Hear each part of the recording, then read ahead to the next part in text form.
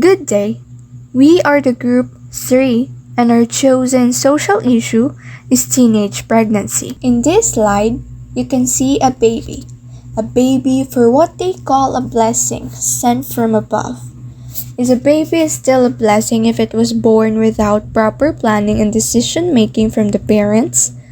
Is a baby still a blessing if it was conceived out of horrible and unspeakable acts? A baby who does nothing wrong but will be expected to carry the burden of his or her unemployed teenage parents soon enough will be introduced to the world. A baby being born doesn't mean a life being safe. There are instances when the parents are unfortunate and cannot afford to sustain the baby's needs. When we were at the peak of pandemic, we discovered a lot of hobbies instead of being burned out in our homes. Along with that was the growing number of teens being pregnant. And the numbers, as well as the ages of the teens conceiving a baby at an early age, is quite terrifying. Instead of being the pag-asa ng bayan, just like our national hero stated, most of them now are pregnant, which means that an unemployed teenager is still dependent on his or her parents, is now a parent too, and needs to provide for his or her baby in the future. This act leaves the parents of these teenagers to carry most of the burden. It is fine though if these teenagers are born with a silver spoon in their mouth. In line with this social issue, it seems that advocating for safe sex or contraceptives is being taken lightly by teenagers.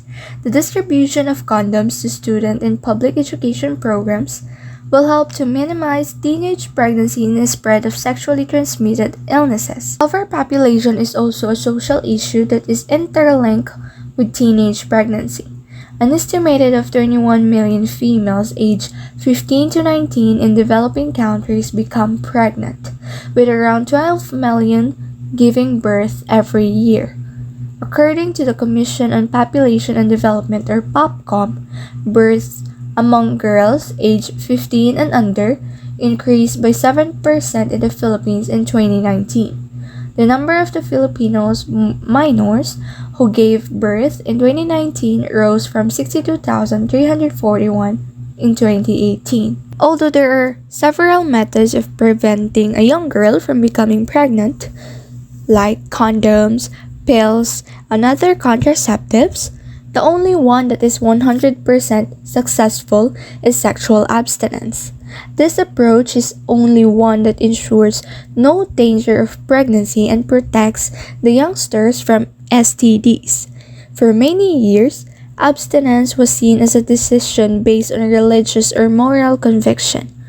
We cannot deny that being a teen is the phase in our lives when most of us are beginning to be sexually active, but we should control and stop ourselves and take time to think about the consequences of that one lustful act, especially when we are not financially and mentally ready for a baby.